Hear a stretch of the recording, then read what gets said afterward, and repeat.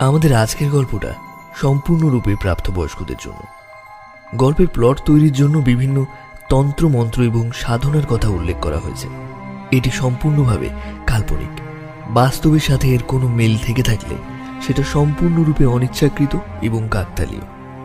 সংকেত অডিও স্টোরিতে আজ আপনারা শুনবেন হিমাদ্রি কয়েলের কাহিনী অবলম্বনে একটি বৌদ্ধ তন্ত্র নির্ভর গল্প, অক্ষোভ্যের ক্ষোভ। হিমাদ্রি কয়েল পড়াশুনো বিটেক, ইলেকট্রিক্যাল ইঞ্জিনিয়ারিং, বর্তমানে ব্যাংকে কর্মরত। তিনি দক্ষিণ কলকাতার বাসিন্দা। লেখার জগতে আসার মূল অনুপ্রেরণা হলেন বিভূতিভূষণ বন্দ্যোপাধ্যায় আর মানিক বন্দ্যোপাধ্যায়ের লেখা। সমগ্র পরিচালনায় টিম সংকেত audio story, poster design Krishnendu, sound ও স্পেশাল এফেক্টে সায়ন। গল্পের বিভিন্ন চরিত্রে অভিনয় করেছে অরূপ, ব্রতদীপ এবং দীপম। আজকের গল্প পাঠে ব্রতদীপ, গল্পের সূত্রধর আমি অরূপ। শুরু হচ্ছে আমাদের আজকের গল্প, অক্ষোভ্যের ক্ষোভ।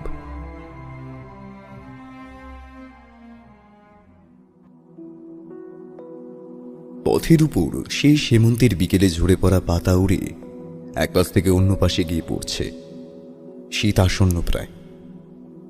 এই মন কেমন করা বিকেলে পশ্চিম আকাশের সৃষ্টিকর্তা যেন হর্ষ আর বিরাগ একসাথে মিশিয়ে নিজের ইচ্ছা মতো তুলির পুঁজ দিয়েছেন।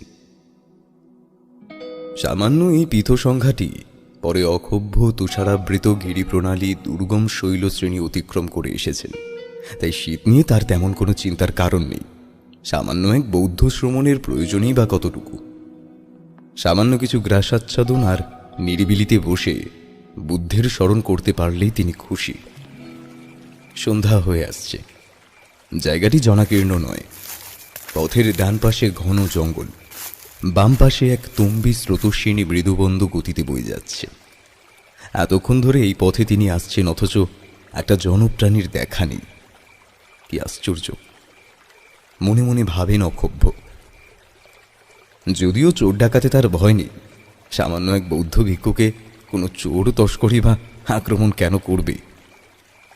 তার কাঁধের ঝোলায় তার সম্পত্তি বলতে সামান্য কিছু চিরা আর গুড়, শালু কাপড়ে মোড়া কিছু দুষ্প্রাপ্য পুঁথি, একটি তিব্বতী প্রার্থনা চক্র, তিব্বতী ভাষায় যাকে বলে খরলো, আর আছে পাইন কাঠের ছোট্ট একটি বাক্স, যেটি সবার অলক্ষ্যে নিজের প্রাণের থেকেও দামি মনে করে তিনি এই শত যোজন রাস্তা পেরিয়ে এসেছেন।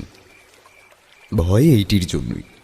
এইটি যদি চোর ডাকাত বা কারো হস্তগত হয়, তাহলে ব্যর্থ হয়ে যাবে তার বিগত 12 বৎসর ব্যাপী প্রবাস যাপন। কঠোর অনুশাসনে থেকে তার গুহ্যতন্ত্রের সাধনা। অক্ষোভ্যর চোখে একটা তুষের আগুন ধিক ধিক করে জ্বলে উঠেই নিভে যায়। তার চোখে পড়ে পাশের জঙ্গল থেকে পায়ে চলা সুরি পথ ভেদ করে একটা 14-15 বছরের ছেলে মূল রাস্তায় এসে উঠেছে।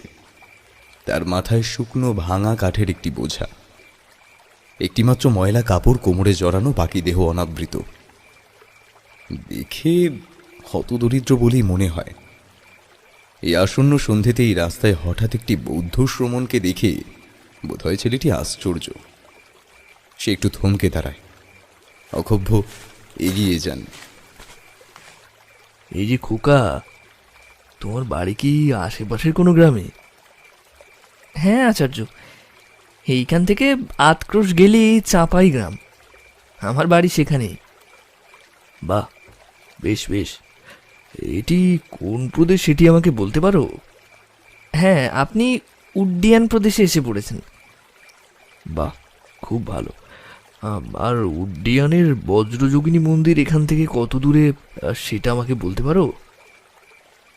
বজ্রযোগিনী মন্দির উড্ডিয়ানের মূল নগরে আছে আচার্য। সেটি এখান থেকে প্রায় 7 ক্রোশ পথ।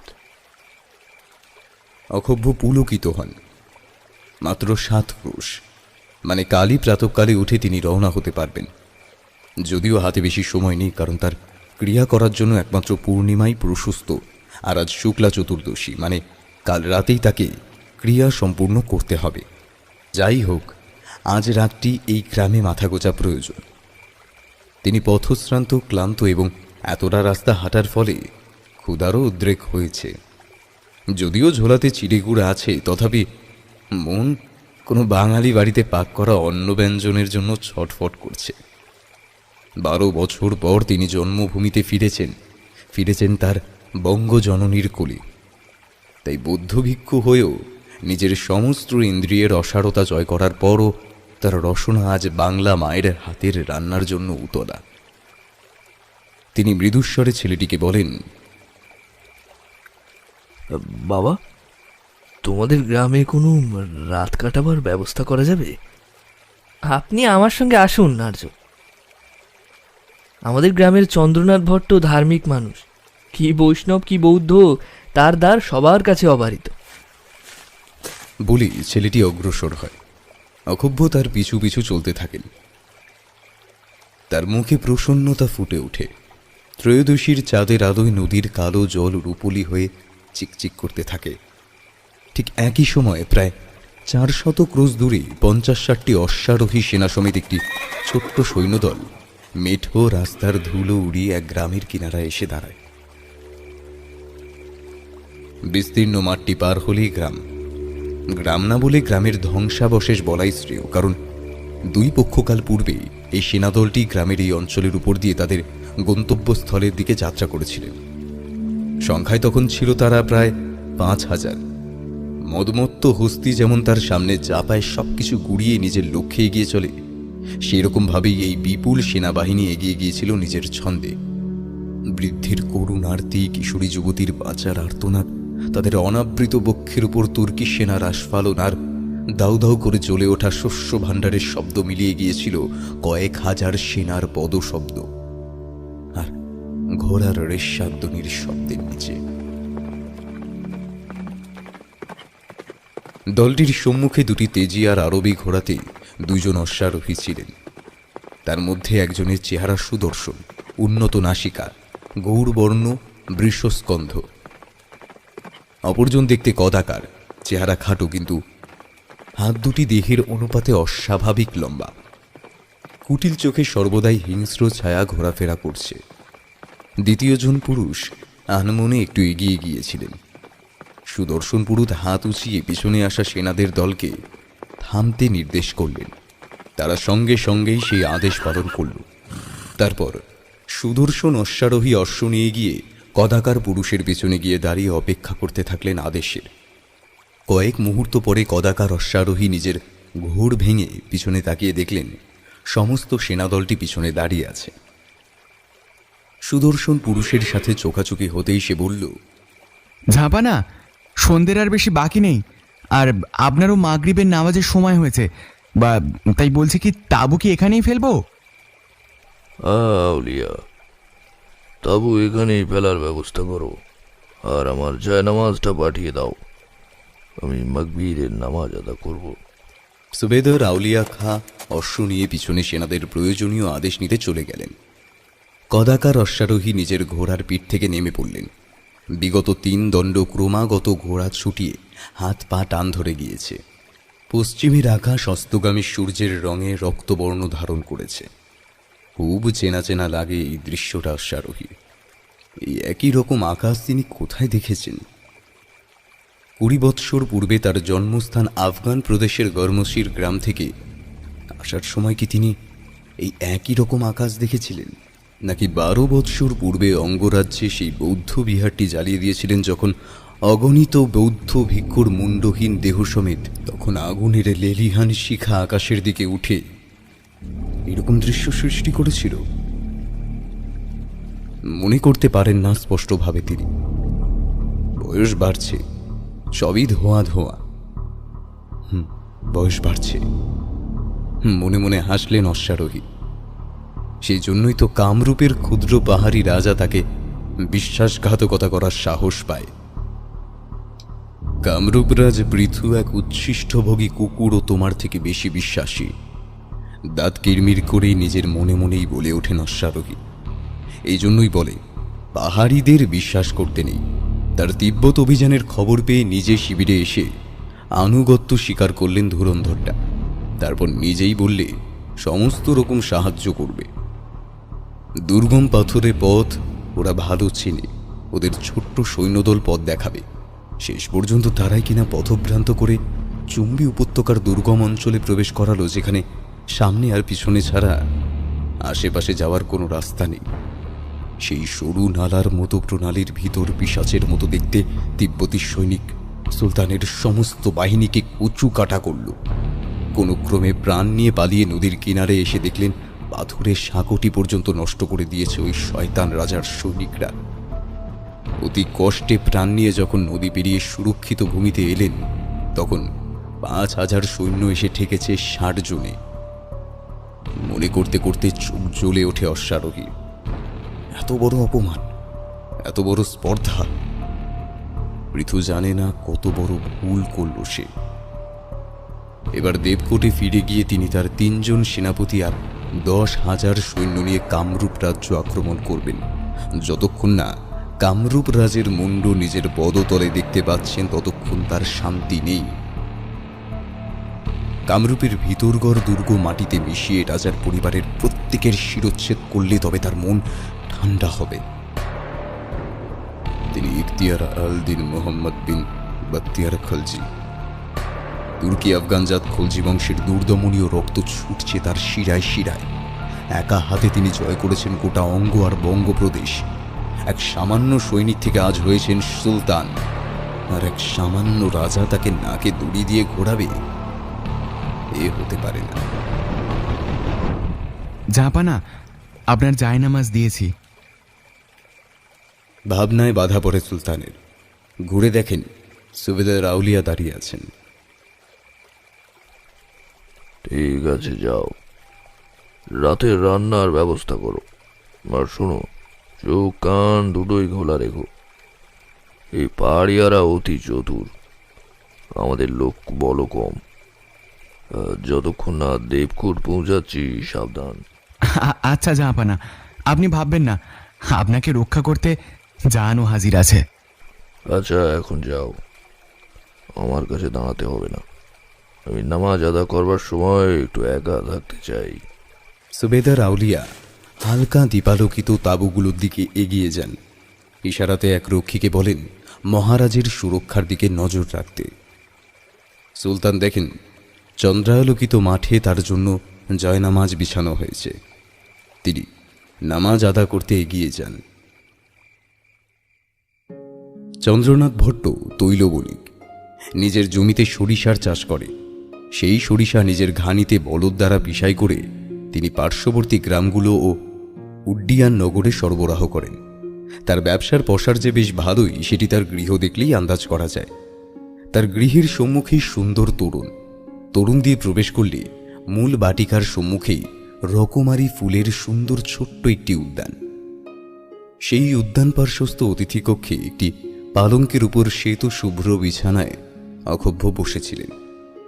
কক্ষে চন্দ্রনাথ ভট্ট ছাড়াও আর এক বন্ধু স্থানীয় রত্নগর্ভ শাস্ত্রী উপস্থিত ছিলেন। রত্নগর্ভ একাধারে গ্রামের প্রধান পুরোহিত, আবার অন্যধারে গ্রামের একমাত্র পাঠশালার আচার্য। তিনি এই স্মস্মু গুম্ফ মণ্ডিত গৌড়বর্ণ শ্রমণটির দিকে শ্রদ্ধা মিশ্রিত দৃষ্টিতে তাকিয়েছিলেন।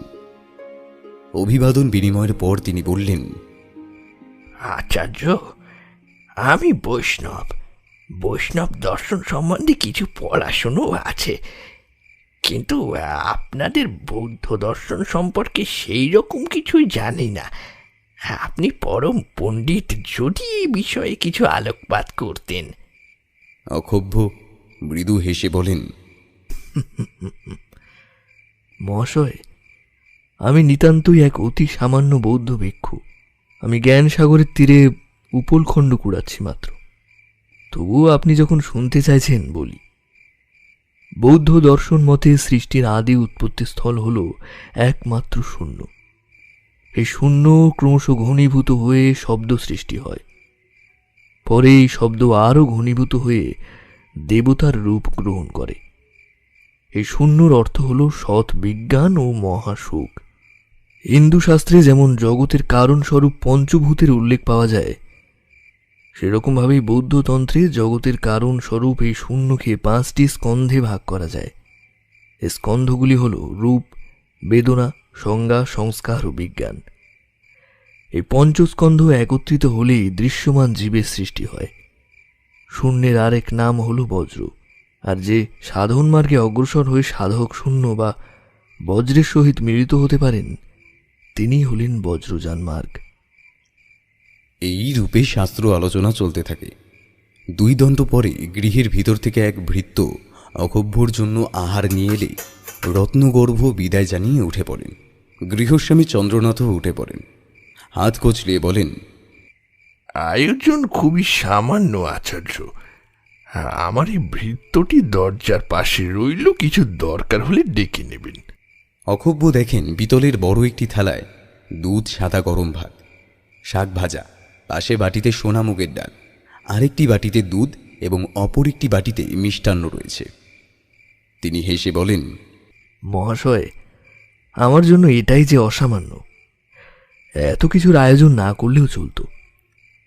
অক্ষোভ্য খেতে বসেন। বহু বছর তিব্বত দেশের শুকনো খাবার ভক্ষণ করবার পর আজ এই ভাত, ডাল, শাকান্ন পেয়ে তার মন পুলকিত হয়। তিনি রসনা তৃপ্তি করে খান। খেয়ে নিয়ে আচমন করে শয্যায় দেহ এলিয়ে দিতেই ক্লান্ত শরীর নিজেকে ছেড়ে দেয়। তার চোখ দুটি ভারী হয়ে ঘুমে বুজে আসে। বাইরে প্রচণ্ড হৈহট্টগোলের শব্দে ঘুম ভেঙে যায় অক্ষোভ্যর। তিনি ব্যস্ত হয়ে উঠে বসেন।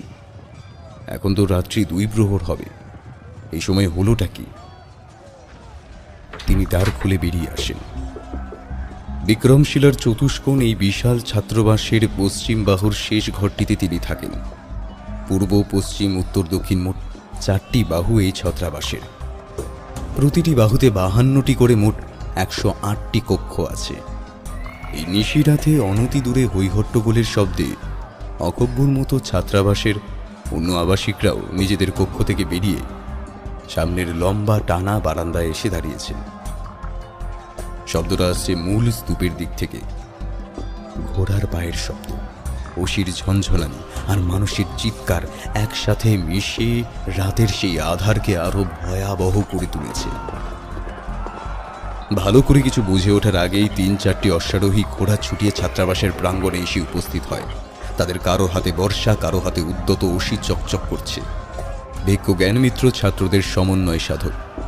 শিক্ষার পবিত্র এই পীঠস্থানে অসি উদ্যত করে অশ্বারোহীদের এগিয়ে আসতে দেখে তিনি ব্যস্ত হয়ে এগিয়ে যান। প্রথম অশ্বারোহীটি প্রাঙ্গণের মাঝে এসে দাঁড়িয়েছে ততক্ষণে। তার পিছনে আরও 3 জন। জ্ঞানমিত্র অশ্বারোহীর সামনে গিয়ে হাত জোড় করে বলেন, ভদ্র, এই শিক্ষার পীঠস্থানে অস্ত্র নিয়ে প্রবেশ করা অনুচিত। আমরা সবাই এখানে বৌদ্ধ ভিক্ষুক। আপনি যদি ভিনদেশীয় হন তাহলে এখানে আপনি সম্পূর্ণ নিরাপদ। দয়া করে বাইরে গিয়ে অস্ত্র পরিহার করুন। জ্ঞানমিত্রের কথা শেষ হওয়ার আগেই সেই অশ্বারোহীর উদ্যত অশ্বি হঠাৎ বজ্রের ন্যায় নিচে নেমে আসে। পরক্ষণেই অক্ষোভ্য দেখেন জ্ঞানমিত্রের কাটা মুণ্ডটি ছিটকে এসে তার কক্ষের সামনে সোপান প্রান্তে এসে পড়েছে। অশ্বারোহীর সামনে জ্ঞানমিত্রের মুণ্ডহীন দেহের কাটা গলা থেকে রক্ত বহুধা বিভক্ত হয়ে ছিটকে ওঠে এবং শরীরটি কেঁপে কেঁপে উঠে মাটিতে পড়ে যায়। এই ভয়াবহ দৃশ্য দেখে সমস্ত আবাসিকদের মধ্যে আর্তনাদের শোরগোল পড়ে যায়। অন্যান্য অশ্বারোহীগণ চারিদিকে ততক্ষণে যথেচ্ছভাবে তাদের অসি চালাতে শুরু করেছে।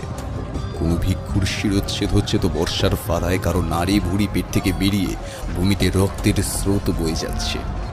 মুরগির খাঁচায় শিয়াল ঢুকে যেমন যথেচ্ছ শিকার করে শুধুমাত্র রক্তের উন্মাদনায়, এই নরপিশাচগুলি ততক্ষণে শুধুমাত্র নিছক মজার জন্য হত্যালীলায় মত্ত হয়েছে। অক্ষোভ্য কিছু সময়ের জন্য কিংকর্তব্য বিমূঢ় হয়ে পড়েছিলেন।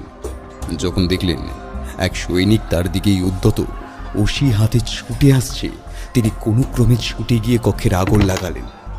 তার মনে পড়ল কক্ষের নিচেই একটি গুপ্ত সাধনা কক্ষ আছে, যেটি দিয়ে সুড়ঙ্গ পথে এই ছাত্রাবাসের পিছনে ওঠা যায়। তিনি কোনো ক্রমে মেঝেতে পাতা বস্ত্রখণ্ডটি তুলে ফেললেন। তার নিচেই একটি কাঠের পাটাতন। সেটি তুলে ফেলতেই নিচের সাধনা কক্ষ দৃষ্টিগোচর হল। ঘরে একটি ঘৃতদ্রীপ মৃদুভাবে জ্বলছিল। সেটি হাতে নিয়ে তিনি সেই সাধনা কক্ষে নেমে গেলেন। ততক্ষণে তার কক্ষের দরজায় সশব্দ পদাঘাত শুরু হয়েছে। সেই ঘৃতদ্বীপের মৃদু আলোয় সুড়ঙ্গ দিয়ে যেতে যেতে অক্ষোভ্যর চোখ জলে ভেসে যায়। সিদ্ধার্থ, কি দোষ এই নিরীহ ভিক্ষুকদের? সারা জীবন যারা পরের সেবায় নিজেকে নিয়োজিত করেছেন, সংসারের মোক্ষের জন্য নিজের জীবন অর্পণ করেছেন, তাদের এইরকম নরকীয় পরিণতি। দ্বীপের কাপা আলোয় অক্ষোভ্য দেখতে পান তিনি একটি সোপানের সামনে এসে পড়েছেন। ব্যস্ত পায়ে তিনি সোপানে উঠতে থাকেন। পেছনে সুরঙ্গের মধ্যে ততক্ষণে পদশব্দ কাছে আসতে শুরু করেছে। সোপানের শেষ প্রান্তে পৌঁছে একটি কাঠের দরজা দেখতে পান তিনি। পিছনে পদশব্দ ততক্ষণে সোপানের নিচের প্রান্তে এসে পৌঁছেছে। তিনি প্রাণপণে ঠেলে দরজাটি খুলে ফেললেন। ঠান্ডা বাতাস এসে তার মুখে লাগে। সোপানের নিচে কেউ দুর্বোধ্য ভাষায় একটি চিৎকার করে ওঠে। অক্ষোভ্য বাইরে বেরিয়ে এসে দরজাটি বন্ধ করে দিতে যাবেন, এমন সময় ভিতরের সেই অন্ধকার থেকে একটি সুতীক্ষ্ণ ছুরি ছুটে আসে তার দিকে। অব্যর্থ নিশানা। ছুরিটি তার পায়ের মাংসপেশিতে সজোরে গিয়ে গেঁথে যায়। কোনো ক্রমে মাটিতে পড়ে যাওয়ার আগে সেই অবস্থায় তিনি দরজাটি লাগিয়ে বাইরে থেকে অর্গলাবদ্ধ করে দেন। পায়ে প্রচণ্ড যন্ত্রণা। হাঁটুর নিচ থেকে উষ্ণ রক্তের স্রোত অনুভূত করতে পারেন অক্ষোভ্য। দাঁতে দাঁত চিপে চোখ খোলেন তিনি। সারা শরীরে শিশির ভেজা ঘাসের স্পর্শ অনুভব করতে পারেন। বুঝতে পারেন তিনি এখন ছাত্রাবাসের পিছন দিকে খোলা প্রান্তরে শুয়ে আছেন। আর একটু উত্তরে গেলেই গঙ্গা কুলকুল করে বয়ে যাচ্ছে। গঙ্গার ওই তীরে ঘন জঙ্গল। যেখানে তিনি শুয়ে আছেন সেখান থেকে মহাবিহারের দ্বিতল মূল স্তূপটি দেখা যাচ্ছে। অশির শব্দ আর মানুষের মৃত্যু যন্ত্রণার আওয়াজ ভেসে আসছে ওইখান থেকে। এবার দক্ষিণ পশ্চিম কোণে চোখ পড়তেই গা হিম হয়ে যায় অক্ষোভ্যর। এ কি অবস্থা গ্রন্থাগারের! পুরো গ্রন্থাগারটি আগুনের লেলিহান শিখা গ্রাস করেছে। কত শত বর্ষ ধরে সঞ্চিত জ্ঞান, কত দেশ বিদেশের গুণী পণ্ডিত দার্শনিকদের রচিত পুঁথি, কত তন্ত্রাচার গুচ্ছ সাধনার মন্ত্র, কত দর্শন মূল্যবান নথি সব ছাই হয়ে যাচ্ছে, ধোয়া হয়ে উড়ে যাচ্ছে আকাশের দিকে। অগভ্য দূরে ঘোড়ার খুঁড়ের শব্দ শুনতে পান। না, কোনো ক্রমে তাকে বাঁচতেই হবে। ওই নারকীয় মৃত্যু তিনি বরণ করতে পারবেন না। অগভ্য কোনো ক্রমে নিজের অবশ পা আর দেহটা টেনে হিচড়ে এগিয়ে যেতে থাকেন গঙ্গার তীরের দিকে। পিছনে ঘোড়ার খুঁড়ের শব্দ কাছে এগিয়ে আসতে থাকে। ঘুম ভেঙে উঠে বসেন অক্ষোভ্য। তার কপালে শ্বেতবিন্দু জমেছে। বুকটা হাঁপড়ের মতো ওঠানামা করছে। না, বিক্রমশিলাতে নয়, চন্দ্রনাথ ভট্টর অতিথি কক্ষে দুগ্ধ ফেননিভ শয্যায় শুয়ে আছেন তিনি। দুঃস্বপ্নই বটে তাহলে। অক্ষোভ্য হাত দিয়ে কপালের ঘাম মোছেন। আজ 12 বছর ধরে এমন কোনো রাত নেই যখন তিনি এই দুঃস্বপ্নটি দেখেননি। 313 নেবারি সংবতে সেই রাত্রে জবনরা যখন মহাবিহার আক্রমণ করে সমস্ত বৌদ্ধ ভিক্ষুদের নির্বিচারে হত্যা করে, তখন অক্ষোভ্যর মতো কিছু শ্রমণ পালিয়ে প্রাণে বাঁচতে পেরেছিলেন। সবাই প্রায় উত্তরের দিকে পলায়ন করেছিলেন। কেউ সাক্ষ্য প্রদেশে, তো কেউ দ্রুকিউয়েলে পলায়ন করেছিলেন। কিন্তু অক্ষোভ্যর সেই রাত্রের পর থেকে শুধুই মনে হয়েছিল, কেন নিরীহ মানুষগুলোকে এইভাবে মরতে হলো, কেন এত কষ্টদায়ক মৃত্যু পেতে হলো তাদের। আর যারা শুধুমাত্র পৈশাচিক উল্লাসের কারণে এই নরসংহার করল, তাদের শাস্তি হবে না? অহিংস পরম ধর্ম বুদ্ধির চিরন্তন বাণী, কিন্তু এই পিশাচ নররাক্ষসদের ক্ষেত্রেও কি সেই কথা প্রযোজ্য হয়? না, মানতে পারেননি অক্ষোভ্য। যত ভেবেছেন তার হৃদয়ের অন্তরের আগুন আরো ধিক ধিক করে জ্বলে উঠেছে। এই জন্মে তার নির্বাণ লাভ নাই বা হল, কিন্তু এই নরাধমগুলির শাস্তি বিধান তাকে করতেই হবে, যে কোনো মূল্যে। দ্রুকিজুলে প্রায় বৎসরকাল কাটানোর পর যখন তার শরীরে তিনি বল ফিরে পেতে শুরু করেছেন, পায়ের ক্ষতও প্রায় সেরে এসেছে, তখন এক সন্ধ্যাবেলা পাহাড়ি ইয়াকের চর্বির আলোয় জ্বালা দ্বীপের সামনে বসে এক স্থানীয় বৌদ্ধ লামার মুখে তিনি নাম শোনেন দ্রকচেন খেনপার। মহাগুরু রিংপোচে বা পদ্মসম্ভব যে দ্রুসুং খেনপাকে ভয়ঙ্কর দেবী একজোটের সাধনার মার্গ মন্ত্র প্রদান করেছিলেন। দ্রকচেন তারই বংশধর। আজ 300 বৎসর যাবৎ এই গুহ্যতন্ত্র কেবলমাত্র বংশ পরম্পরায় তারাই সাধনা করে আসছেন। এই ভয়ালো সাধন মার্গে উত্তীর্ণ সবাই হতে পারে না, কিন্তু অক্ষোভ্য যে পরিকল্পনা করছেন সেটি বাস্তবায়িত করতে হলে একমাত্র দেবী একজোটির সাধনা দ্বারাই সম্ভব। অক্ষোভ্য ভাবেন, আদৌ সেই সুদূর তিব্বতে গিয়ে তিনি কি দ্রোকচেনের দেখা পাবেন, কিংবা পেলেও কি তিনি তাকে সাধন মার্গে উত্তীর্ণ হতে আদৌ সহায়তা করবেন? কিন্তু আশ্চর্য হওয়ার তখনও আরো বাকি ছিল। লামাকে তার মনের কথা বলতেই লামা বলেন যে তিব্বতে ইদানিং বজ্রযান তান্ত্রিকদের বিভিন্ন শাখার মধ্যে মতবিরোধের সৃষ্টি হয়েছে। তারই মধ্যে একটি শাখা দেবী একজোটির সাধনা বন্ধ করার হেতু খেনপা বংশের একমাত্র বংশধর দ্রোকচেনকে হত্যা করতে চায়। তাই এই মুহূর্তে দ্রোকচেন দেশ থেকে পালিয়ে এসে দ্রকইউলে আছেন। অনতি দূরে একটি নির্জন উপত্যকার মাঝে একটি কাঠের বাড়ি বানিয়ে সেখানেই থাকেন এবং দেবী একজোটির সাধনা করেন। অক্ষোভ্য যেন হাতে চাঁদ পান। পরদিন খুব ভোরে উঠেই তিনি রওনা হয়ে পড়েন।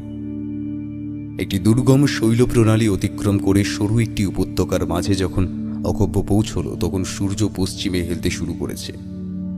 দূর থেকে চোখে পড়ে উপত্যকার মাঝে বরফ গলা জলে পুষ্ট ছোট্ট একটি হ্রদ আর তার কিনারে একটি কাঠের ছোট্ট বাড়ি। অক্ষোভ্য এগিয়ে যান। বাড়িটির কাছাকাছি পৌঁছতেই অক্ষোভ্য হঠাৎ নিজের পায়ের পেশিতে তীব্র টান অনুভব করেন। তিনি আর এক পাও এগোতে পারেন না। প্রচণ্ড যন্ত্রণায় হাঁটু গেড়ে সেখানেই বসে পড়েন।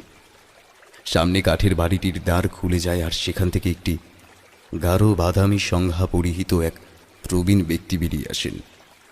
মুখে তিব্বতী পাহাড়ি ছাপ স্পষ্ট। সাদা চুলগুলি মাথার সামনের দিকে হালকা হয়ে এসেছে। মুখে বয়সের ছাপ পড়লেও চোখে কিন্তু তার অসম্ভব দীপ্তি। তিনি ধীর গতিতে এগিয়ে এসে অক্ষোভ্যর সামনে দাঁড়ান। তারপর অনুচ্চ অথচ দৃঢ় কণ্ঠে জিজ্ঞেস করেন, কে তুমি? এখানে কি উদ্দেশ্যে এসেছো? অক্ষোভ্য ততক্ষণে বুঝতে পেরেছেন তার সামনে যিনি দাঁড়িয়ে আছেন তিনি দ্রোকচেন, আর এটি তার অসামান্য দৈবিক শক্তির সামান্য প্রকাশ মাত্র। তিনি হাত জোর করে বলেন, আচার্য, আমি এক সামান্য বৌদ্ধ ভিক্ষু। আমি বিক্রমশিলা মহাবিহারের বৌদ্ধ দর্শনের ছাত্র ছিলাম। বিক্রমশিলা? কিন্তু শুনেছি সেই মহান স্থান নাকি জবনদের দ্বারা ধ্বংসপ্রাপ্ত হয়েছে। হ্যাঁ আচার্য, নরপিশাচ জবনগুলি শুধুমাত্র মহাবিহার ধ্বংস করেনি, অগণিত শ্রমণকে নিষ্ঠুরভাবে হত্যা করেছে। আমি এবং আমার আরও কিছু ভাগ্যবান সহপাঠী পালিয়ে বিভিন্ন দেশে ছড়িয়ে পড়েছি। কিন্তু আমার এখানে কেন এসেছো? আমি আপনার কাছে দেবী একজোটির গুজ্জ সাধনা মার্গ অধ্যায় করতে চাই আচার্য। কি বললে? দেবী একজোটে সাধনা করতে চাও?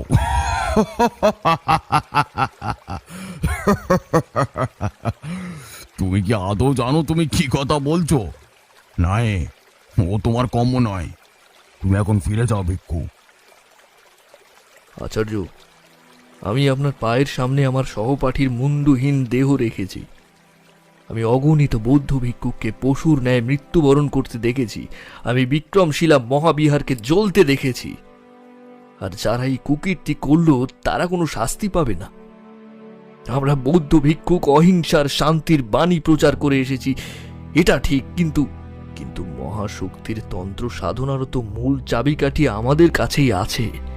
আপনাদের মতো বজ্রযানী মহাতান্ত্রিকেরা যা শত শত বছর ধরে অভ্যাস করে আসছেন, এই দুর্যোগের সময় যদি আপনারা পাশে না দাঁড়ান তবে তবে এতগুলো নিরীহ শ্রমণের মৃত্যু কি নিষ্ফল হয়ে যাবে আচার্য?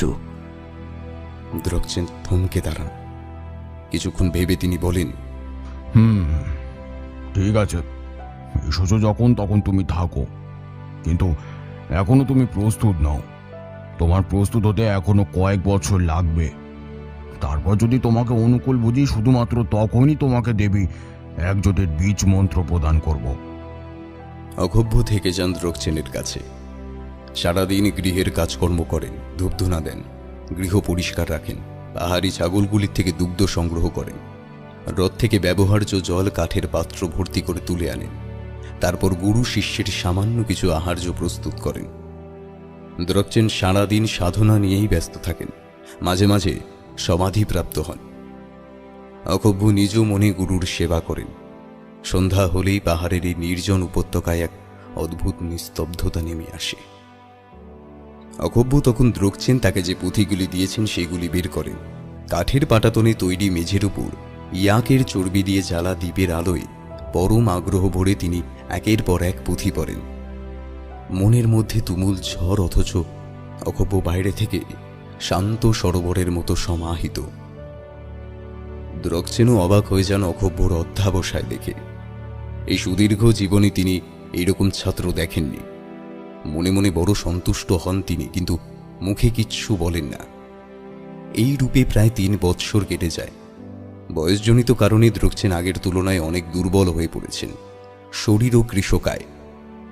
অক্ষোভ্য প্রাণপণে গুরুর সেবা করছেন, তবু উন্নতির লক্ষণ সেরকম দেখা যাচ্ছে না। একদিন দ্বীপ্রহরে গুরু সমাধিপ্রাপ্ত হয়েছে দেখে অক্ষোভ্য হ্রদে জল ভরতে গেছেন। ফিরে এসে দেখলেন দ্রোগচেন মেঝেতে বসে আছেন চোখ খুলে। তার সামনে একটি ছোট্ট পাইন কাঠের বাক্স। এত শীঘ্র তো আচার্যের সমাধি ভঙ্গ হয় না, ব্যাপার কি? দ্রোগচেন অক্ষোভ্যকে কাছে ডেকে বসতে বললেন। অক্ষোভ্য জলের পাত্রটি নামিয়ে রেখে গুরুর সামনে বসতে বসতে বললেন, আচার্য, আচার্য, আপনার শরীর ঠিক বোধ করছে তো? আমি একদম ঠিক আছি অক্ষোভ্য, কিন্তু তোমাকে কয়েকটি নির্দেশ দেওয়ার আছে। আদেশ করুন আচার্য। আমি সমাধিতে মায়ের আদেশ পেয়েছি। আমার আমার নির্বাণের সময় হয়েছে। আমি আজই এই স্থান ত্যাগ করে চলে যাব। কোথায় যাব, কেন যাব তা জানতে চাইবে না, পিছনেও আসবে না। এই আমার আদেশ। মা একজোটের বীজ মন্ত্র আর তার সাধনা ক্রিয়ার জন্য প্রয়োজনীয় সামগ্রী তাই আমি তোমাকে দিয়ে যেতে চাই। যদিও আমি চেয়েছিলাম আরও কিছু পর তোমাকে এটি হস্তান্তর করব, কিন্তু হাতে এখন সময় নেই। তবে তোমার অধ্যাবসায় আছে, তুমি সাধনাতে সিদ্ধি লাভ করতে পারবে, সেই বিশ্বাস আমার আছে। এখন এসো, তোমাকে বীজ মন্ত্র আর সাধনা মার্গ বলে দিই। অক্ষোভ্য গুরুর কাছে কানটি নিয়ে গেলে তিনি অনুচ্চস্বরে দুর্বোধ্য মন্ত্রোচ্চারণ করতে থাকেন। সব বীজ মন্ত্র প্রদানের পর দ্রোগচেন পাইন কাঠের বাক্সটি অক্ষোভ্যর হাতে প্রদান করেন। তারপর তিনি উঠে দাঁড়ান। কোনো কথা না বলে তিনি দ্বার খুলে বেরিয়ে যান। অক্ষোভ্য বাইরে এসে দাঁড়ান। ধীরে ধীরে দূরে দ্রোগচেন ছোট হতে হতে শ্বেত শুভ্র বরফের বুকে মিলিয়ে যান। অক্ষোভ্য থেকে যান সেই কাঠের বাড়িতে। প্রতিদিন নিয়ম করে সাধন মার্গ মেনে চলেন, ধ্যানাসনে বসেন, বীজমন্ত্র জপ করেন, কিন্তু মায়ের দেখা নেই, মায়ের কথা নেই, কোনো ইশারা নেই। মন চঞ্চল হয়ে ওঠে মাঝে মাঝে, মনে পড়ে সুদূর বঙ্গজননীর কথা, কিন্তু পরক্ষণেই নিজের অভীষ্টের কথা ভেবে নিরস্ত হন অক্ষোভ্য। যে পথে পা বাড়িয়েছেন সে তো দুর্গম জেনেই বাড়িয়েছেন। এত সহজে হাল ছাড়লে তো হবে না, তাকে চেষ্টা চালিয়ে যেতেই হবে। একদিন সন্ধেবেলা বাইরের আবহাওয়া অত্যন্ত দুর্যোগপূর্ণ, তুষার ঝড় উঠেছে। অক্ষোভ্য ধ্যানে বসেছেন। ঘরের ভিতরে টিমটিম করে আলো জ্বলছে। বাইরে থেকে প্রবল বেগে বহমান বাতাসের শন শন শব্দ আসছে, আর কাঠের ফুটো ফাটা দিয়ে মাঝে মধ্যে এক চিলতে হাওয়া এসে টিমটিমে দ্বীপটিকে নাড়িয়ে দিয়ে যাচ্ছে। অক্ষোভ্য প্রায় গভীর ধ্যানে ডুবে যাবেন, এমন সময় দরজার সম্মুখে কাঠের বারান্দায় অত্যন্ত ভারী পদশব্দে চমকে উঠে চোখ খুললেন। এ যে স্বাভাবিক পায়ের আওয়াজ নয়। অত্যন্ত স্থূল কোনো মানুষ যদি গায়ের জোরে মেঝেতে পা ঠোকে তবে এরকম শব্দ হতে পারে বটে, কিন্তু এই দুর্যোগে তার এই নিভৃত কুটিরে কেই বা আসবে না? কানের ভুল হবে হয়তো। অক্ষোভ্য সমস্ত চঞ্চলতা মন থেকে দূর করে আবার ধ্যানে মনোনিবেশ করার চেষ্টা করলেন। সবে মন শান্ত করে চোখ বন্ধ করেছেন, এমন সময় তার কুটিরের পিছন দিক থেকে ছাগলের তীব্র আর্তনাদ ভেসে এল। পোষা পাহাড়ি ছাগলগুলি যেগুলির দুগ্ধ সংগ্রহ করেন অক্ষোভ্য, সেগুলি বাড়ির পিছনে একটি ছোট্ট ঘরের মধ্যে বাঁধা থাকে। এরকম আওয়াজের কি কারণ? না, আর তো বসে থাকা যায় না। অক্ষোভ্য ব্যস্ত হয়ে আসন থেকে উঠে দাঁড়ালেন। দেওয়ালে একটি ইয়াকের ছাল ঝুলছিল, সেটি তিনি গায়ে জড়িয়ে নিয়ে ঘরের কোণে রাখা মশালটি জ্বালিয়ে নিলেন। তারপর সামনের দরজার আগলটি খুলতে এক রাশ বরফের কুচি মেশা হিমেল হাওয়ার স্রোত ঘরে ঢুকে পড়ল। প্রচণ্ড ঝড় হচ্ছে বাইরে। ঝড়ের দাপটে মশালটিরও নিভু নিভু অবস্থা। দরজাটি পিছনে বন্ধ করে দিয়ে অকব্য বাড়ির পিছন দিকে এগিয়ে গেলেন। ছাগলের ছোট ঘরটির সামনে গাছের ডাল দিয়ে একটা দরজা মতো করা ছিল। অকব্য দেখলেন সেটি ভেঙে পড়ে আছে। তিনি এগিয়ে গিয়ে ছাগলের ঘরের মধ্যে উকি মারতেই মশালের আবছা আলোয় দেখতে পেলেন দৃশ্যটা। 3টি ছাগলের একটিও সেখানে নেই, শুধু মেঝের উপর চাপ চাপ রক্ত পড়ে আছে। এই অঞ্চলে হিংস্র কোনো প্রাণীর অস্তিত্ব আছে বলে তো তিনি শুনেননি। এত বছর আছেন, কোনোদিন দেখেনওনি, তাহলে আজ হঠাৎ ছাগল কিসে নিয়ে গেল? 7-5 ভাবতে ভাবতে অকব্য ঘরের দিকে ফিরে আসছেন। এমন সময় তার মশালটি হঠাৎই নিভে গেল। এই তুষার ঝড়ের মধ্যে এই নির্জন প্রান্তরে অন্ধকারে একা দাঁড়িয়ে এতদিন যা হয়নি তাই যেন হলো অকব্যর। তিনি ভয় পেলেন, প্রচণ্ড ভয়। শরীরে জমে কাঠ হয়ে গেল। তার দেহের উপর যেন তার আর কোনো কর্তৃত্ব রইল না। এমন সময় সামনে কয়েক হাত দূরে তুষার ঝড়ের মধ্যে এক উজ্জ্বল আলোক রশ্মি ফুটে উঠল। সেই আলোক রশ্মির মাঝে তিনি অস্পষ্টভাবে এক নারী মূর্তির ছায়া দেখতে পেলেন। এলোকেশী সেই নারী দিগম্বরী। হাতে একটি কুঠার আছে, কিন্তু তার মুখ কি দেহ কিছুই স্পষ্ট বোঝা যায় না। সেই ছায়ামূর্তি অট্ট হাসি করে উঠল।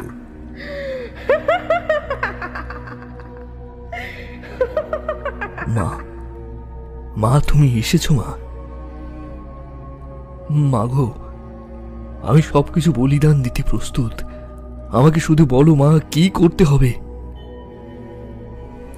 বেশ, তবে শোন, তার জন্য তোকে আবার ফিরে যেতে হবে দেশে।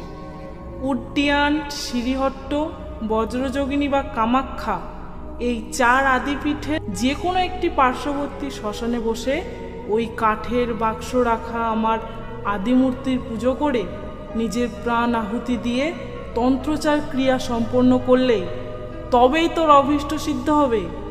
আর তোর ছাগলের কথা ভাবিস না, ওইগুলো আমার দাসী ম্যামো ডাকিনীরা ভক্ষণ করেছে। এখন যা, যত তাড়াতাড়ি পারিস দেশে ফিরে যা।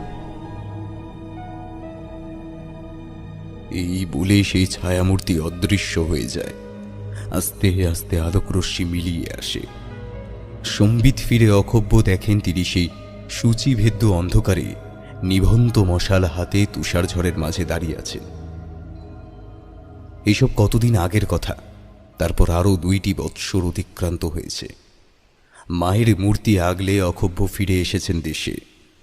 এবার চোখ তুলে জানলা দিয়ে পূবের আকাশের দিকে তাকাতেই অকব্য বুঝতে পারেন ভোরের বেশি দেরি নেই। তিনি বিছানা ছেড়ে উঠে ঝোলাটি কাঁধে নিয়ে নিঃশব্দে দরজা খুলে বের হন। না, গৃহস্বামীকে বিদায় জানানোর সুযোগ নেই। একটুও দেরি করা চলবে না। যত তাড়াতাড়ি সম্ভব তাকে বজ্রযোগিনীর মন্দিরের পার্শ্ববর্তী শ্মশানে পৌঁছতেই হবে। অকব্য যখন উড্ডিয়ান নগরে পৌঁছলেন তখন বেলা দ্বীপ্রহর গড়িয়ে বিকেল হতে যায়। সূর্য পশ্চিমে ঢলতে শুরু করেছে। বজ্রযোগিনীর মন্দিরের কাছে পৌঁছে তিনি মন্দিরের অপূর্ব শিল্পকলা ও স্থাপত্য দেখে বিস্মিত হন। ইচ্ছা হয় ভিতরে গিয়ে ঘুরে দেখার। বৌদ্ধতন্ত্রের অন্যতম আদিপীঠে অন্যান্য বৌদ্ধতান্ত্রিক ও ভিক্ষুদের সাথে আলাপ করার, কিন্তু হাতে সময় কম। তাছাড়া যে গোপন অভিসন্ধি তিনি করেছেন সেটি অন্য কারোর কাছে প্রকাশ না করাই শ্রেয়। জানলে কেউই তাকে এই ভয়ঙ্কর সাধন মার্গে অগ্রসর হতে দেবেন না। মন্দিরের পাশ দিয়ে একটি রাস্তা পিছনে অগ্রসর হয়ে গিয়েছে। একটি লোক মন্দিরের সামনে সাজি করে ফুল বিক্রি করছিল। তাকে জিজ্ঞেস করতেই সে বলে, এই রাস্তা দিয়ে কিছু দূর এগিয়ে গিয়ে নদীর পাশেই শ্মশান। অকব্য এগিয়ে যান। শ্মশানটি বড় নয়, তবে বেশ পরিষ্কার। চারিদিকে গাছপালা নিবিড়ভাবে ঘেরা।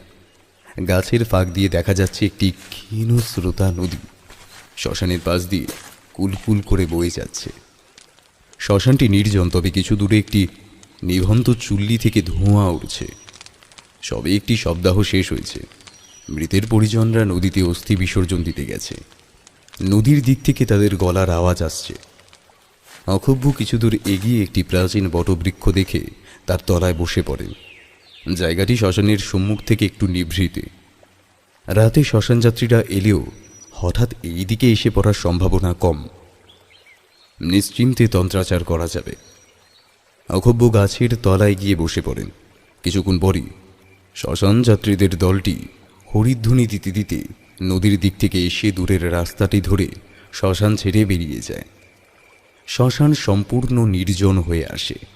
উপরে পূর্ণিমার গোল থালার মতো চাঁদ উঠেছে ততক্ষণে। এক টানা শুধু ঝিঝি পোকার আওয়াজ শোনা যাচ্ছে। মাঝে মাঝে দূরে নদীর পাড় থেকে একটা দুটি শিয়াল ডেকে উঠছে। অক্ষোভ্য এবার উঠে পড়েন। শ্মশান নির্জন হয়েছে। অনুকূল পরিবেশ আর বসে থাকলে চলে না। এইবার কাজ শুরু করতে হবে তাকে। তিনি উঠে গিয়ে কিছু ডালপালা ভেঙে জোগাড় করে নিয়ে আসেন। নিজের হাতে বটতলায় একটি ধুনি প্রস্তুত করেন। তারপর সেই ধুনিতে কিছু পরিমাণ ঘৃত আর ধুনুর গুঁড়ো দিয়ে অগ্নিসংযোগ করতেই ধুনিটি দাউ দাউ করে চলে ওঠে। অক্ষোভ্য এইবার তার ঝোলা থেকে বের করেন পাইন কাঠের বাক্সটি। একটি সিঁদুরের কৌটো, একটি রক্তচন্দনের কাঠের টুকরো আর একটি ছোট তীক্ষ্ণ ছুরি। পাইন কাঠের বাক্সটির উপরে ডালাটি খুলে তিনি বের করে আনেন দেবীর সেই আদি মূর্তি। মূর্তিতে দেবীর একটি মস্তক, দুইটি হাত, তিনটি চক্ষু ও তিনটি স্তন।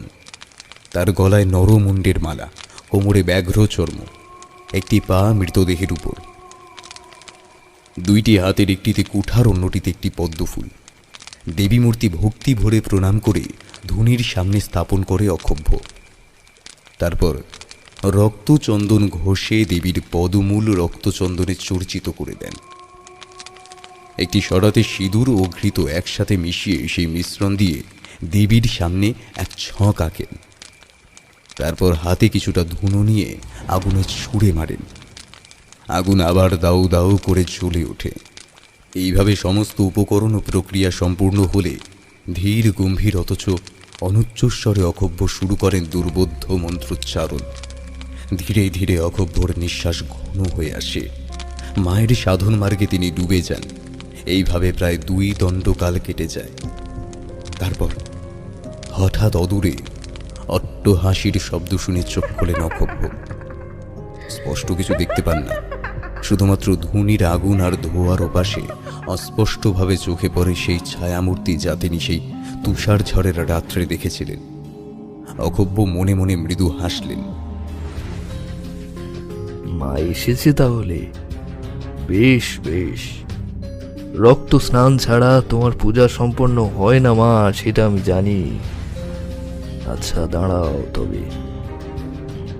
তিনি বুঝতে পারেন যে এবার তিনি তার তন্ত্রক্রিয়ার শেষ পর্যায়ে এসে পৌঁছেছেন, যেখানে তার আত্মাহুতি ছাড়া এই সাধন ক্রিয়া সম্পূর্ণ হবে না। তিনি হাতে তুলে নেন তার পাশে রাখা সেই সুতীক্ষ্ণ ছুরি। তারপর দূরের সেই আবছায়া মূর্তির উদ্দেশ্যে প্রণাম করে নিজের গলার এপাশ থেকে ওপাশ পর্যন্ত ছুরিটি চালিয়ে দেন। গলার ধমনী কেটে তীব্র বেগে রক্ত বেরিয়ে আসে। অক্ষোভ্যর পীত সংঘাটি রক্তে ভিজে লাল হয়ে যায়।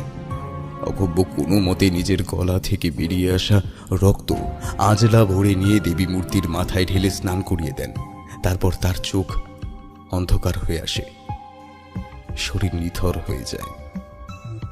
কেঁপে কেঁপে ওঠা শরীরটি ধুনির পাশেই ধুলোর উপর লুটিয়ে পড়ে। শ্মশানের সব শিয়াল যেন একত্রে হঠাৎ ডেকে ওঠে। একটা তীব্র ঝোড়ো হাওয়া শ্মশানের মধ্যে ঘুরপাক খেয়ে গাছপালার মধ্যে শন শন শব্দ করে নদীর দিকে গিয়ে মিলিয়ে যায়। অসমান প্রান্তর, উঁচু নিচু ঢিলা পাথুরে ভূমি ছেড়ে সুলতান ও তার সৈন্যদল এই 2 দিনে নেমে এসেছেন সমতল প্রান্তরে। দেবকোট আর মাত্র 50 ক্রোশ। ভাগ্য ভালো থাকলে কাল দিনের আলো নেভার আগেই মখমলের বিছানা আর প্রাসাদের আরাম স্বাদ পাবেন তিনি। সুলতানের মনও বেশ চঞ্চল হয়ে উঠেছে। প্রায় 2 মাস তিনি তার সুর, সাকি ও মদিরার থেকে দূরে আছেন। তাই প্রাসাদের এত কাছে এসে তার মন এখন এইসব আরামে ডুব দেওয়ার জন্য ছটফট করছে। যে খোলা প্রান্তরটায় সুবেদার আউলিয়া খাঁ তাঁবু ফেলেছিলেন তার আশেপাশে কোনো গ্রাম বা মনুষ্য বসবাসের চিহ্ন নেই। বিস্তীর্ণ প্রান্তরের একপাশে নিবিড় বন জঙ্গল আর এক পাশে লম্বা লম্বা উলু খাগড়ার বন, সম্মুখে বিস্তীর্ণ মাঠ, দূরে গিয়ে আকাশের প্রান্তে মিশেছে। পশ্চাতে মাঠের প্রান্তে বন জঙ্গলের ধার ঘেঁষে এক সুবিশাল ঝিল।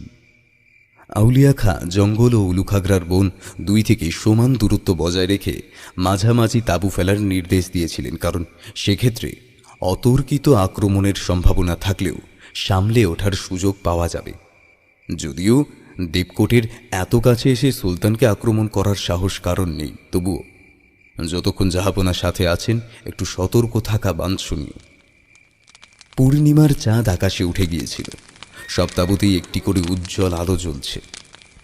কিছু সৈনিক তাঁবুতে শুয়ে বিশ্রাম নিচ্ছে, কেউ বা নিজের ঘোড়ার পরিচর্যায় ব্যস্ত, কেউ কেউ আবার জ্যোৎস্নালোকিত প্রান্তরের মধ্যে গোল হয়ে বসে নিজেদের মধ্যে গল্প গুজব করছে। রসুই আকরম খান তাঁবুগুলির পিছন দিকে একটি বড় কড়াইতে গোশত রান্না করছিলেন।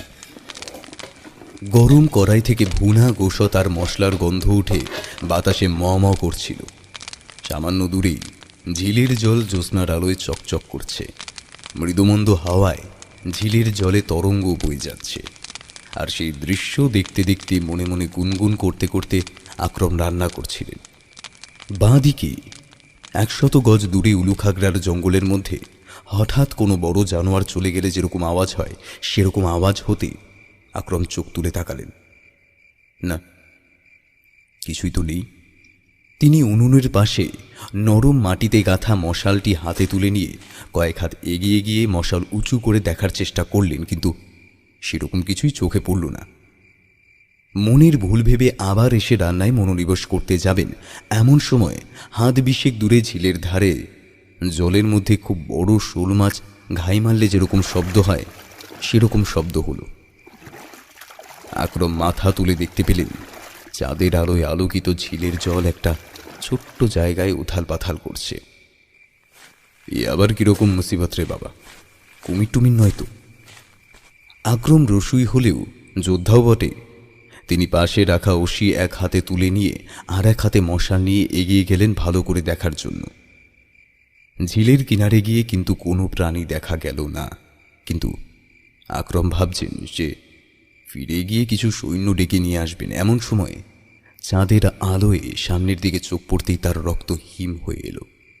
ঝিলের কিনারে অগভীর জল থেকে উঠে ধীরে ধীরে তারই দিকে এগিয়ে আসছে এক বিকট দানবী মূর্তি। তার সম্পূর্ণ উলঙ্গ শরীরে চাঁদের আলো এসে পড়েছে, কিন্তু তাতে শুধুমাত্র বোঝা যায় তার চামড়ার রং এঁটেল মাটির মতো কৃষ্ণবর্ণ। এমন সময় বা পাশে উলুখাগড়ার বনের মধ্যে থেকেও বেরিয়ে আসে সম্পূর্ণ একই রকম আরেকটি দানবী। আকরম খানের শরীরে ঝুমে গিয়েছিল। তিনি ওশিয়ার মশাল ছুঁড়ে ফেলে পালানোর চেষ্টা করলেন, কিন্তু পারলেন না। ঝিলের ধারের পিচ্ছিল কাদামাটিতে পা পিছলে গেল, তিনি পড়ে গেলেন। সবাই দেখলেন দানবী দুটি তার কাছে চলে এসেছে। আকরম প্রাণপণে চিৎকার করার চেষ্টা করলেন। তাঁবুতে আউলিয়া খাঁ আর সুলতান খলজি মন্ত্রণা করছিলেন। হঠাৎ তাঁবুর পিছন দিক থেকে বিকট চিৎকার ভেসে আসতে তারা হতচকিত হয়ে গেলেন। সুলতান ব্যস্তভাবে উঠে দাঁড়িয়ে বললেন, আউলিয়া, তাড়াতাড়ি দেখো তো কি হলো। আউলিয়া খাঁ ব্যস্তভাবে তাঁবুর বাইরে বেরিয়ে এসে দ্বাররক্ষীকে নিজের জায়গায় থাকার নির্দেশ দিয়ে তাঁবুগুলির সম্মুখে এসে দাঁড়ালেন। ততক্ষণে অন্যান্য সেনারাও চিৎকারের আওয়াজ শুনে এক জায়গায় এসে জড়ো হয়েছে। বাকিরাও নিজের তাঁবু থেকে বেরিয়ে এসেছে। আউলিয়া খাঁ সবাইকে সাবধানীভাবে তাঁবুর পাশে থাকার নির্দেশ দিয়ে কয়েকজন সৈন্যকে নিয়ে পিছনের দিকে এগিয়ে গেলেন। গোশত ততক্ষণে কড়াইতে ধরে গিয়েছিল, তার পোড়া গন্ধ বেরিয়ে গিয়েছে, কিন্তু রসুই আকরমের কোনো চিহ্ন নেই। একজন সৈন্য এগিয়ে গিয়েছিল ঝিলের ধারে। সে চেঁচিয়ে ডাকতে অন্যান্যরা সেখানে এগিয়ে গিয়ে দেখলেন কাদা মাটির উপর চাপ চাপ জমা রক্তের মাঝে নাড়ি ভুড়ি আর একটি মানুষের হাতের কিছুটা অংশ পড়ে আছে। ভয়ে সকলেরই গলা শুকিয়ে এসেছিল। নির্জন প্রান্তরে এরকম নৃশংসভাবে কোনো মানুষকে একমাত্র বাঘ ছাড়া অন্য কোনো জানোয়ারের খাওয়া সম্ভব নয়। কিন্তু এই অঞ্চলে যে বাঘের প্রাদুর্ভাব আছে সেরকমও তো শোনা যায় না। হঠাৎই উভয় পাশের জঙ্গল ও উলুখাগড়ার বন জোরে জোরে নড়ে ওঠে এবং সবাইকে হতবুদ্ধি করে দিয়ে তার থেকে দুটি বিশাল আকায় দানবী মূর্তি বেরিয়ে তাদের দিকে এগিয়ে আসতে শুরু করে। সকলেই ভয়ে হতচকিত হয়ে চিৎকার করে অসি কুসুমুক্ত করে। একটি সৈন্য অসি উঁচিয়ে ছুটে যেতেই দানবী মূর্তিটির বিশাল হাতের প্রহারে সে ছিটকে পড়ে। দানবীটি এগিয়ে এসে তার মাথার খুলির উপর সজোরে পদাঘাত করতেই ফট করে বাঁশ ফাটার মতো শব্দ হয়। আর বিস্মিত হয়ে আউলিয়া খা দেখেন পাকা কুমড়োর মতো মাথাটি ফেটে ঘিলু রক্ত সমস্ত কিছু ছড়িয়ে পড়েছে মাটির উপর। এই দৃশ্য দেখে সমস্ত সৈন্যরা ছত্রভঙ্গ হয়ে পড়ে। তারা ঊর্ধ্বশ্বাসে ছুটতে থাকে তাঁবুর দিকে। সুবেদার আউলিয়া খাও ছুটতে থাকেন। বাইরে চিৎকার চেঁচামেচির শব্দে সুলতান তাঁবু থেকে বেরিয়ে এসেছিলেন। হঠাৎ আউলিয়া খা অন্যান্য সৈন্যদের ছুটে আসতে দেখে তিনি অবাক হন।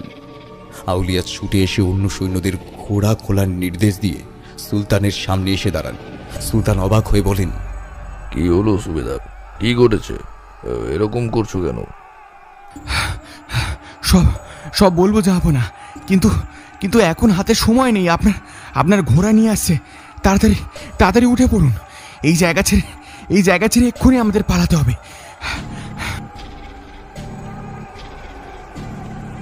ঠিক সেই মুহূর্তেই তাঁবুর সম্মুখে শোরগোল পড়ে যায়।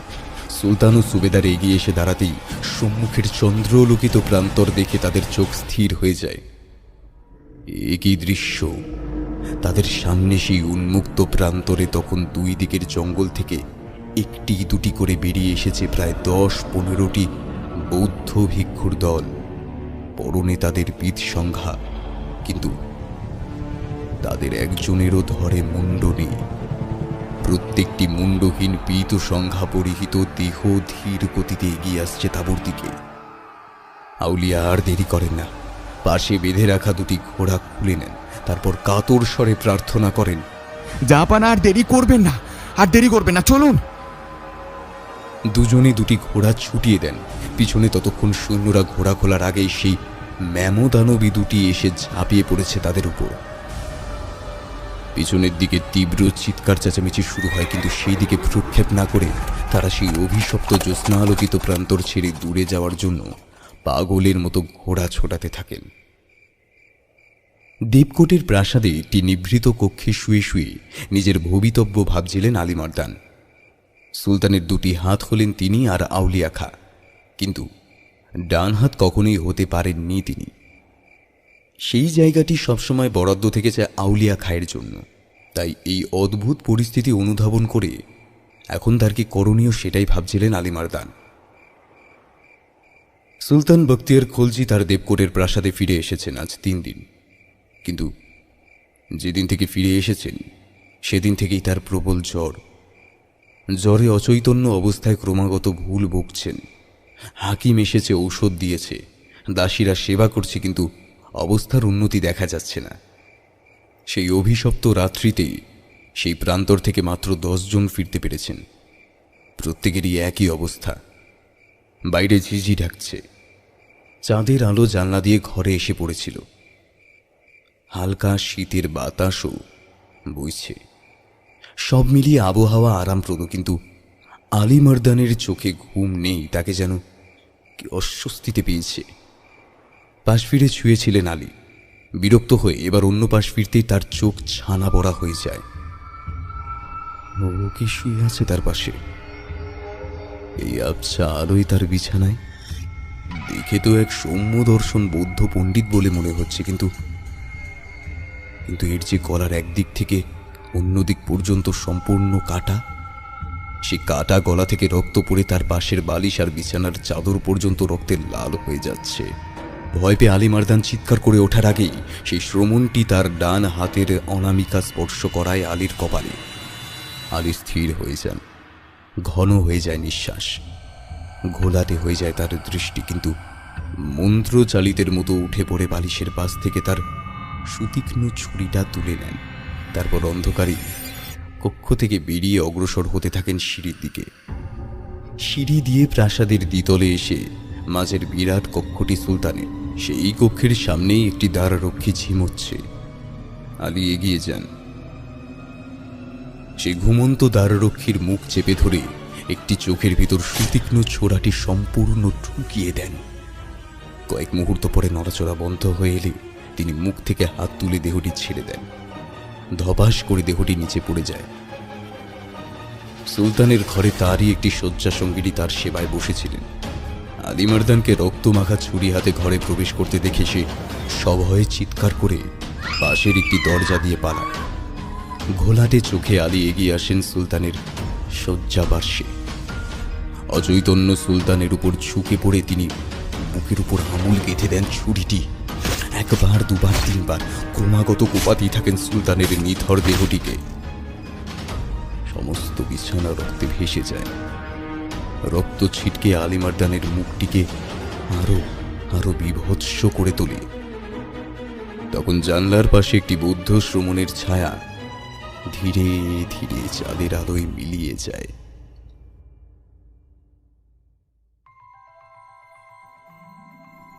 সংকেত অডিও স্টোরিতে আজ এতক্ষণ শুনছিলেন হিমাদ্রি কয়েলের কাহিনী অবলম্বনে একটি বৌদ্ধ তন্ত্র নির্ভর গল্প অক্ষোভ্যের ক্ষোভ।